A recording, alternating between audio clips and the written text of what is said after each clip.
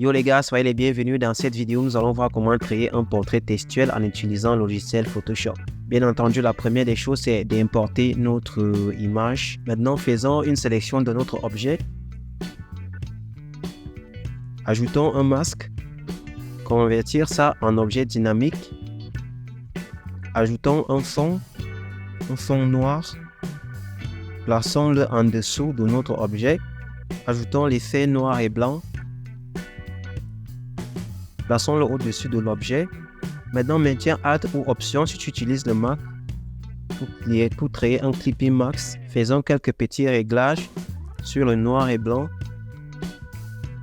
Maintenant, sélectionne ces deux calques en maintenant Shift. Maintenant, appuie CTRL-G pour les grouper. Renomme-le.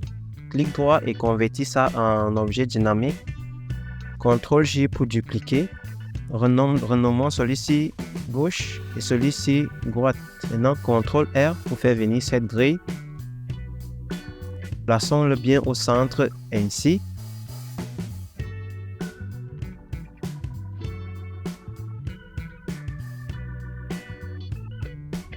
Maintenant, sur gauche, tu vas créer un masque là. Convertis ça en objet dynamique. Même chose ici. Maintenant, on va sélectionner à droite. Ajouter un masque. Convertis ça en objet dynamique. Maintenant, prends l'outil de test et écris ce que tu veux. Quand tu as écrit une première fois, tu appuies CTRL-J pour dupliquer. Tu le mets en bas et tu changes. Maintenant, lorsque tu as fini d'écrire, ton test sera comme ça. Si tu veux, tu écris la même chose. J'ai écrit « Je suis le GOAT CR7 ». Maintenant, prends ce test-là, tu le mets en dessous de CR7 droite. Maintenant, maintiens Alt et fais le clipping mask. Maintenant, ajoute la courbe. Place-la en dessus de CR7D. Maintenant, fais un clipping mask. Maintenant, on va essayer de faire briller les zones qui ne se voient pas bien. Quelque chose comme ça, ça peut aller. Maintenant, appuie CTRL-I pour inverser le masque. Maintenant, prends l'outil de Paint là. Puis, tu vas commencer à peindre pour faire ressortir les parties qui ne se voient pas trop bien. On peut même encore ajouter un effet d'exposition. Donc, on va essayer d'augmenter l'exposition. Et puis, CTRL-I pour inverser le masque. Maintenant, prends l'outil de Paint et puis essaie de peindre sur certaines lettres que tu veux que ça apparaisse bien. Maintenant, sélectionne tous tes calques là en maintenant Shift, CTRL-G pour les dropper, double-clic pour le renommer. On va le renommer CR7 Final.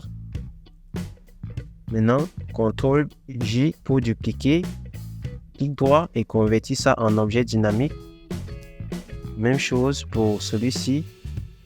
Maintenant, prends l'outil de sélection en cercle. Maintenant, sélectionne juste une petite partie comme ça. Maintiens CTRL et SHIFT pour faire un cercle parfait. Une fois que tu as fait, tu peux maintenant faire un masque sur cette partie-là. Clic droit, convertis ça en objet dynamique. Maintenant, maintiens CTRL pour pouvoir le sélectionner et le déplacer ainsi.